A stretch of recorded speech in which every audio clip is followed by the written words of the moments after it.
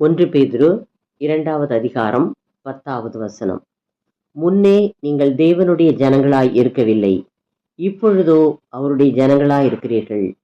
முன்னே நீங்கள் இரக்கம் பெறாதவர்களாய் இருந்தீர்கள், இப்பொழுதோ இரக்கம் பெற்றவர்களாய் இருக்கிறீர்கள்.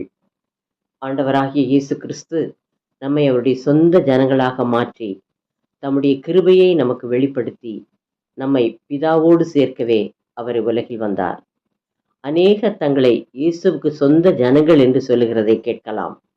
ஆனால் அவர்கள் உள்ளத்திலோ இயேசுவுக்கு முழுமையான இடம் இருக்கிறதில்லை. இயேசுவினுடைய இரத்தத்தால் கழுவப்பட்டு சுத்திகரிக்கப்பட்டு அவருடைய பரிசுத்த ஆவியின் அபிஷேகத்தை பெற்று அவரோடு ஐக்கியமாய் இருக்கிறவர்களே அவருடைய சொந்த ஜனங்களாக இருக்க முடியும். அவருடைய கிருபையை பெற்று அவருடைய வழிகாட்டுதலின்படி நடக்கிறவர்களே அவருடைய சொந்த ஜனங்கள்.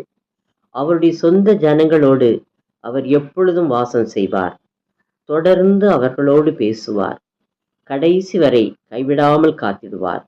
இப்படிப்பட்ட அருமையான தேவனை தெரிந்து கொண்டு அவருக்கு உங்கள் உள்ளத்தில் இடமளித்தால் அவர் அங்கே வந்து வாசம் செய்து தம் அளவில்லாத கிருபையினால் உங்களை ஆசீர்வதிப்பார், உங்களை ஆளுகை செய்வார், நித்திய ஜீவனையும் அளிப்பார்.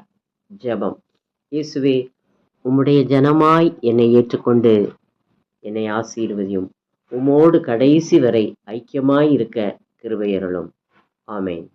தேங்க்ஸ் ஃபார் வாட்சிங். Like, share, subscribe.